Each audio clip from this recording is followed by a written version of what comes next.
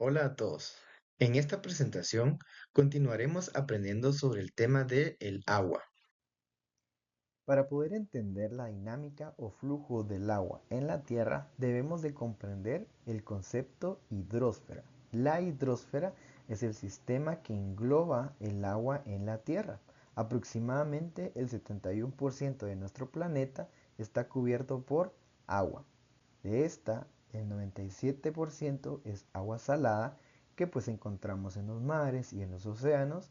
El 3% es agua dulce, del cual este se desglosa que el 69% está congelada en los glaciares y en los casquetes polares.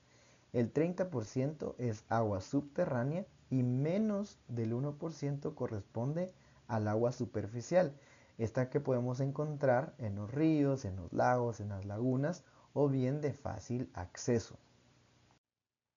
Ahora bien, conozcamos un poco acerca de cómo es que funciona el famoso ciclo del agua. El ciclo del agua comienza con la evaporación, que este es el proceso de cuando el sol calienta el agua de los océanos, de los ríos, de los lagos, este se transforma en vapor y sube a la atmósfera. Este proceso es crucial, ya que ayuda a mantener el equilibrio en la Tierra.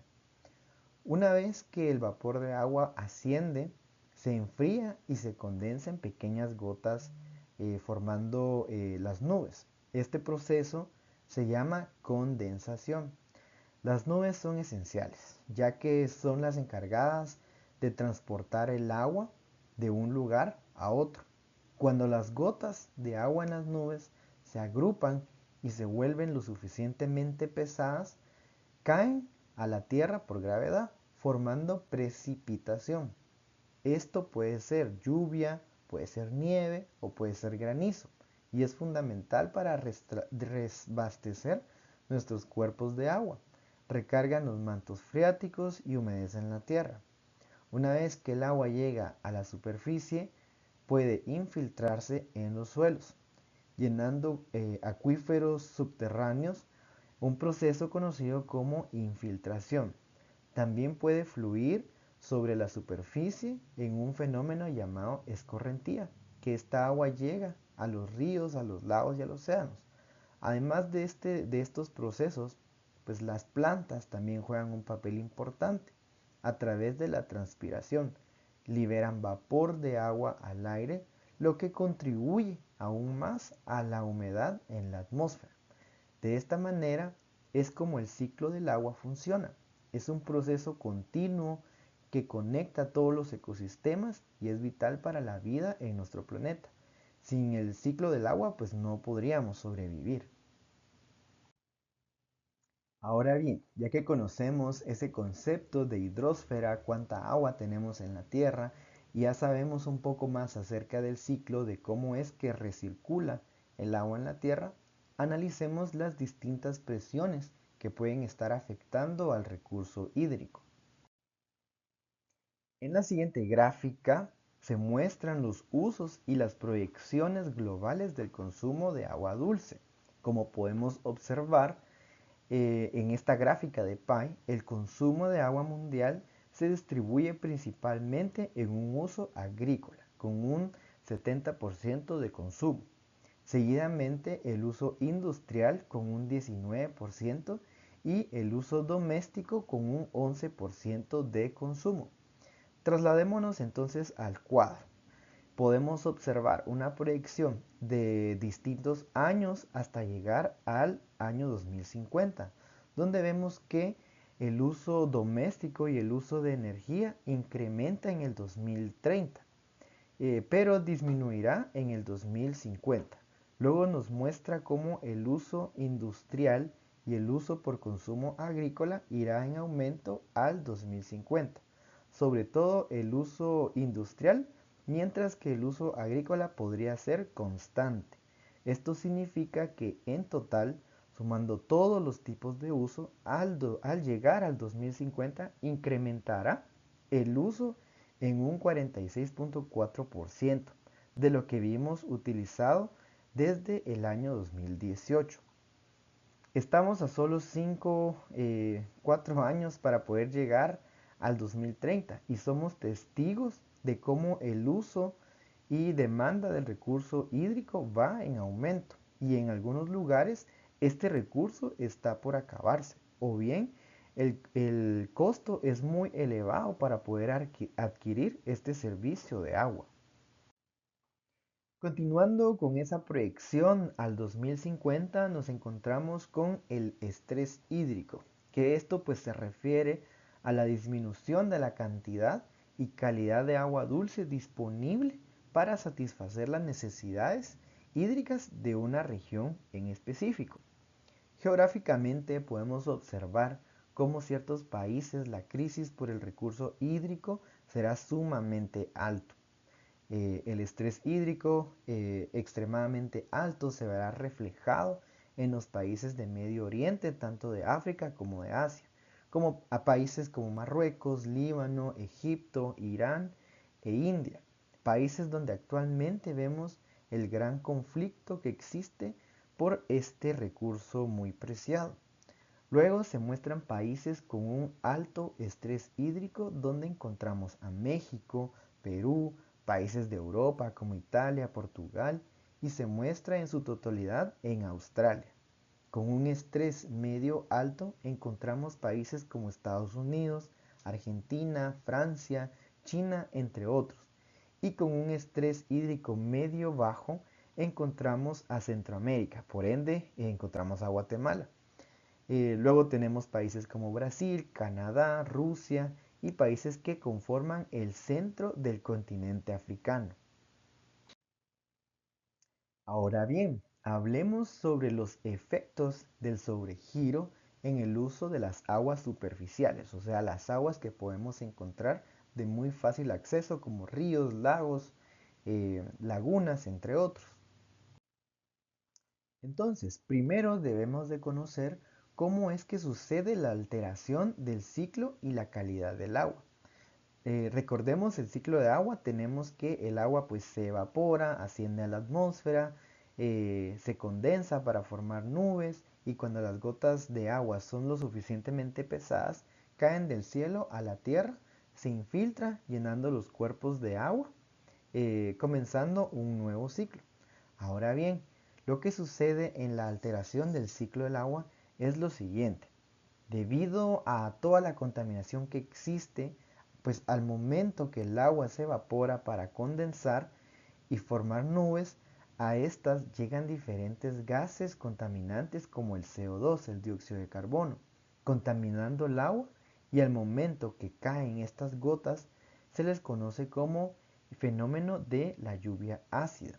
También por otra parte, debido al uso del agua que se utiliza en la industria, en la agricultura y en el uso doméstico, estas aguas se contaminan por los productos que se utilizan, como por ejemplo químicos de productos de limpieza para el hogar. En el caso de la industria, el agua que se utiliza para lavar las maquinarias, la escorrentía agrícola y en su totalidad, pues la falta de tratamiento de aguas residuales son descargadas directamente en cuerpos de agua continentales, contaminando o bien estas aguas residuales pueden ser infiltradas, contaminando las aguas subterráneas. Ahora bien, las principales fuentes del sobregiro en el uso del agua superficial, pues estas incluyen desvío de ríos principales para el riego de grandes extensiones agrícolas o industria, embalses de ríos para la generación de energía, ¿verdad? A través de la energía hidráulica, como son las grandes hidroeléctricas, los usos no regulados de agua en cuencas, ya sea para procesos industriales o bien domésticos, estos principalmente a falta de una ley de agua efectiva, ¿verdad? Que me diga cuánta agua podemos usar y cómo es que debemos de tratar estas aguas, ¿verdad? Que es el principal factor que descontrola el uso del agua ya que no tenemos, ¿verdad? Estipulado cuánta agua podemos utilizar y cómo tratarla, ¿verdad? Y bueno, pues algunos de los impactos más significativos sobre el sobregiro en el uso del agua, podrían ser la disminución del caudal en la parte baja de los ríos, ya sea por desvío o retención, las cadenas alimenticias que dependen del río, pues se ven sumamente afectadas, ¿verdad? La disponibilidad de agua para otros usos como el abastecimiento de agua potable, la agricultura y la industria se reducen.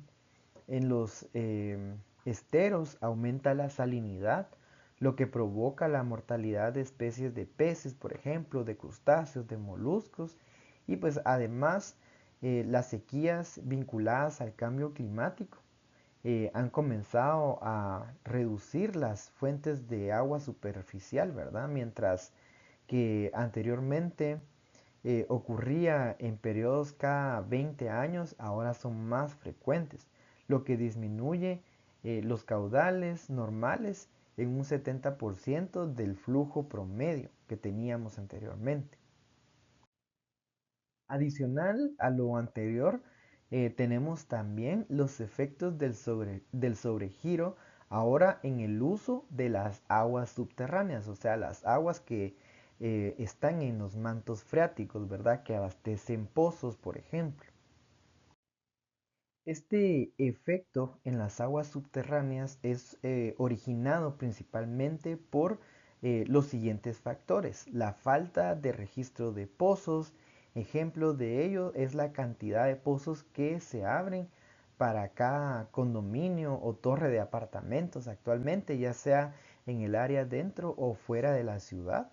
La deforestación afecta también directamente a la infiltración del agua, ya que la principal causa de esta es para la expansión urbana, donde todo es impermeabilizado, ¿verdad?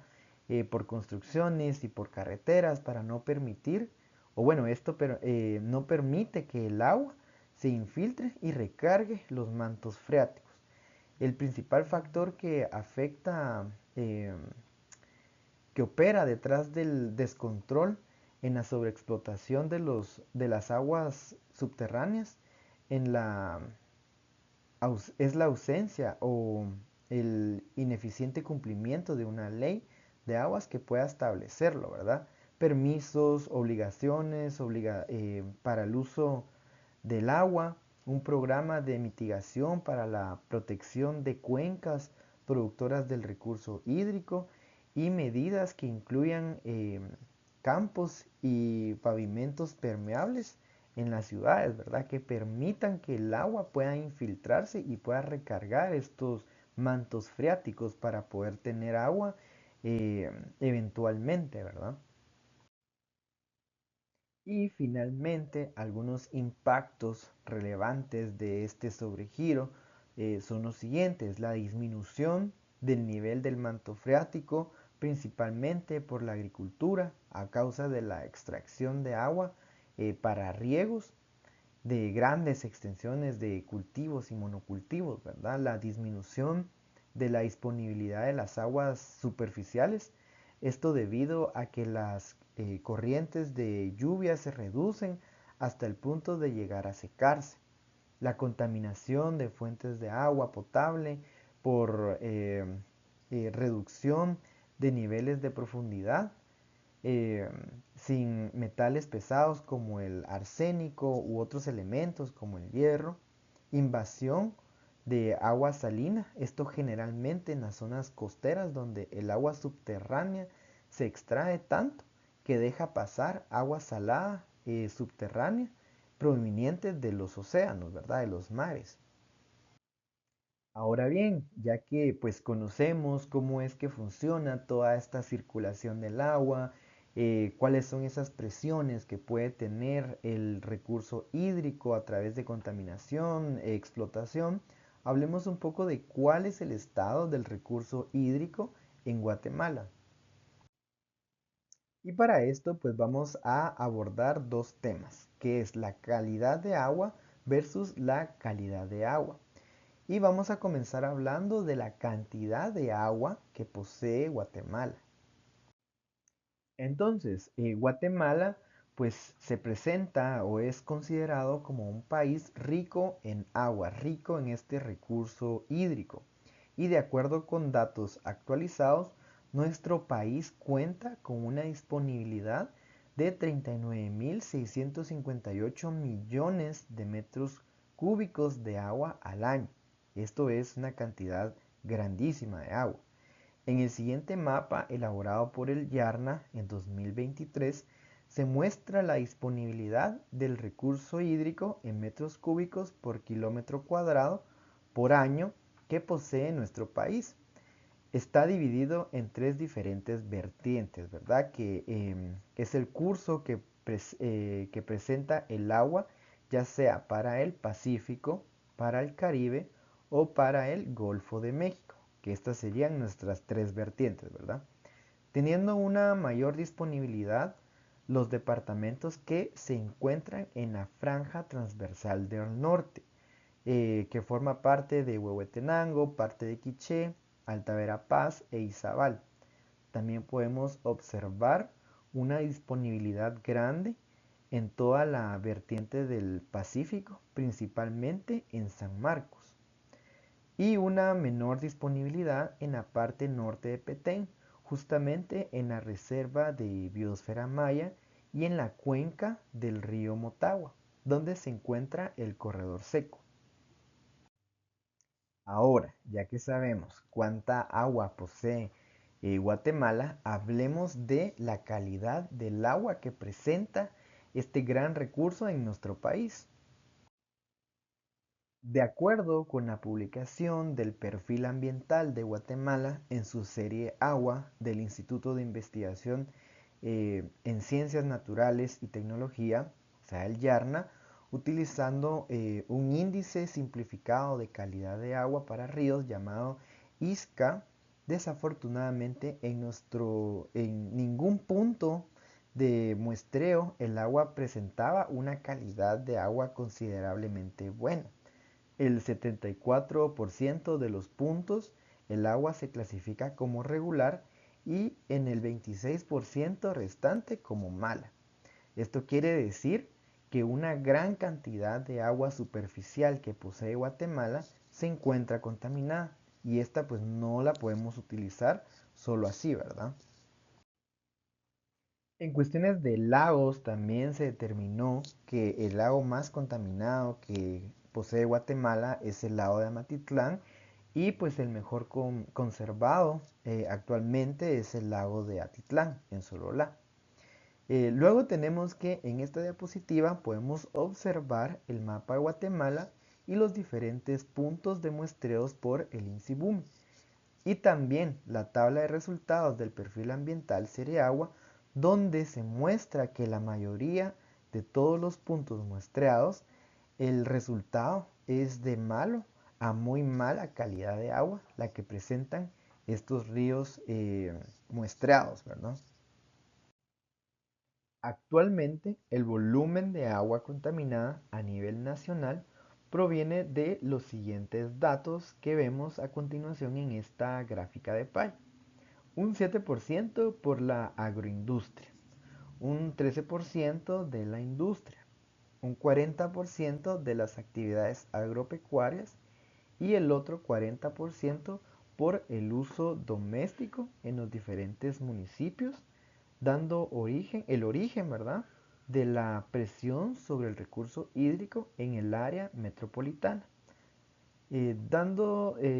donde se muestra que el 90.5% de la población recibe agua en sus hogares, lo que conlleva a la generación de descargas de aguas residuales domésticas específicamente. Además, en la cuenca del lago de Amatitlán se encuentra el 23% de la industria del país, lo cual descargan sus aguas residuales o aguas especiales directamente en la cuenca